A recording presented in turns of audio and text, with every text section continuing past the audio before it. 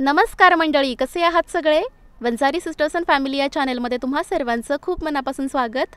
तर आजच्या व्हिडिओमध्ये आपण बनवतोय अतिशय टेस्टी आणि रंगीबेरंगी बर्फाचे गोळे, जे आपण आवर्जून गाड्यावरती जाऊन खातो. तेच सगळे गोळे आपण आज बनवतोय आणि श्रुतीच्या एक्सप्रेशनवरून तुम्हाला कळत असेलच की हे किती टेस्टी तयार झालेले असतील. तर मंडळी, याला मी आवर्जून बर्फाचा गोळा असं नाव दिलेलं आहे, कारण आईस कँडी किंवा गारेगार आपण याला म्हणू शकलो असतो, पण तसं नाही आहे. याची टेस्ट आणि टेक्स्चर बर्फाच्या गोळ्यासारखंच आहे. म्हणजे जो गोळ्यामध्ये क्रंचीपणा असतो की नाही, म्हणजे खाताना जो करकरीतपणा लागतो आपल्याला, तो सेम या रेसिपीमध्ये तुम्हाला जाणवणार आहे. त्याचबरोबर अस्सल गाड्यावरती जे वेगवेगळ्या फ्लेवरचे वेगवेगळ्या रंगाचे सिरप वापरले जातात बर्फाचा गोळा तयार करण्यासाठी, तेच सगळे सिरप आपण या रेसिपीमध्ये सुद्धा वापरतोय. त्यामुळे आजची रेसिपीची जी टेस्ट आहे ना, ती फक्त आणि फक्त बर्फाच्या गोळ्यासारखीच लागते. त्यामुळेच आजच्या व्हिडिओला मी हे टायटल दिलेलं आहे. तर मग चला लगेचच व्हिडिओला सुरुवात करूयात. तर या ठिकाणी मी 3 वेगवेगळ्या वाट्या घेतलेल्या आहेत आणि त्यामध्ये मी ॲड केलेलं आहे अर्धा कप पाणी. तर तुम्ही पाणी अंदाजे सुद्धा ॲड करू शकता, काहीच हरकत नाही आहे. तर आता यामध्ये आपण ॲड करणार आहोत सिरप. तर रोज सिरप, त्यानंतर पायनॅपल सिरप आणि काला खट्टा सिरप. तर हे 3 मेन सिरप असतात आणि हे तुम्हाला ना केक रॉ मटेरियलच्या दुकानामध्ये इझिली मिळून जातील किंवा किराणा स्टोअरमध्ये सुद्धा आजकाल मिळतात, डीमार्टमध्ये सुद्धा मिळून जातील. क्रश वापरायचे नाहीत, आपल्याला सिरपच वापरायचे आहेत जे लिक्विड असतात. ओके, सो बघू शकता एका वाटीमध्ये मी ॲड केलेला आहे साधारणपणे 1/4 कप एवढा रोज सिरप, त्यानंतर दुसऱ्या वाटीमध्ये 1/4 कप एवढा पायनॅपल सिरप आणि तिसऱ्या वाटीमध्ये 1/4 कप एवढा काला खट्टा सिरप. ओके, सो आता यावरून तुम्हाला पाण्याचा आणि सिरपचा रेशो समजलाच असेल. तर जेवढं पाणी आहे त्याच्या निम्मा तुम्हाला सिरप घ्यायचा आहे. मग फ्लेवर कुठलाही असू देत. ओके, कुठल्याही फ्लेवरचा गोळा तुम्ही बनवायला घ्या. जर पाणी तुम्ही 1 कप घेतलं असेल तर सिरप तुम्हाला अर्धा कप घ्यायचा आहे. ओके, सो येस, आता हे छानपैकी मी मिक्स केलेलं आहे आणि आता तुम्ही यामध्ये चवीप्रमाणे साखर ॲड करू शकता. सो हे मिक्स केल्यानंतर एकदा टेस्ट करून बघा आणि त्यानुसार तुम्हाला गरज वाटली तरच साखर ॲड करा. तर रोज सिरपमध्ये मला थोडीशी साखर कमी वाटत होती म्हणून मी त्यामध्ये 1 टेबलस्पून साखर ॲड केली. त्यानंतर पायनॅपलमध्ये पण मी थोडीशी साखर ॲड केलेली आहे आणि काला खट्ट्यामध्ये मला गरज वाटली नाही, त्यामुळे मी त्यामध्ये कुठलीही साखर ॲड केलेली नाही.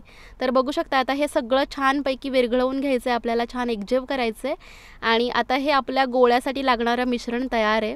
सो या ठिकाणी ना तुम्ही कुठल्याही पद्धतीचा असा ट्रे घेऊ शकता, कुल्फीचा मोल्ड घेऊ शकता किंवा काचेचे ग्लास असतात घरामध्ये ते घेतले तरीही चालतील, किंवा काहीच नसेल तर तुम्ही यूज अँड थ्रोचे जे कप असतात किंवा ग्लासेस असतात छोटे छोटे चहा पिण्याचे वगैरे, ते सुद्धा घेऊ शकता.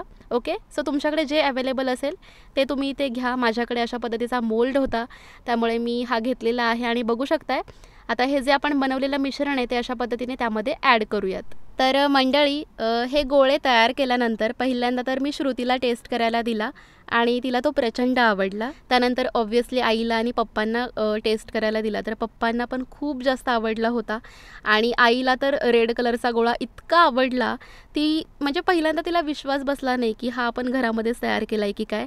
मी तिला सांगितलं फक्त अगं पाण्यामध्ये जस्ट सिरप मिक्स केलं आणि झालं, तर तिला विश्वासच बसला नाही. ती बोलली की म्हणजे एवढ्या स्वस्तात मस्त घरामध्ये हा गोळा तयार होतो का खरंच? जर होत असेल तर तू 2 दिवसाला हा ट्रे भरून ठेवायचा फ्रीजमध्ये आणि मी दररोज हे गोळे खाणार, कारण हे शुद्ध पाण्यापासून बनवलेले आहेत. ॲक्वाचं पाणी आम्ही वापरलेलं आहे आणि सिरप पण चांगल्या क्वालिटीचे असतील तर मग काय बोलायलाच नको. हे हेल्दी गोळे आहेत असं म्हणायला हरकत नाही. तिला फार आवडले हे आणि स्पेशली तिने डिमांड केली की सगळे गोळे रेड कलरचेच बनवून ठेवायचे, कारण गाड्यावरती जरी आम्ही गेलो ना तरी तिला लाल कलरचाच गोळा खूप जास्त आवडायचा.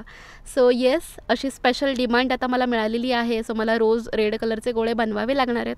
आय नो मी खूपच जास्त बडबड करते, पण माझी ही तळमळ आहे तुमच्यापर्यंत की तुम्हीसुद्धा ही रेसिपी नक्की ट्राय करा आणि असे हेल्दी व्हर्जनमधले हे गोळे नक्की एकदा बनवा. मला खात्री आहे तुम्हाला ते 100% आवडतील.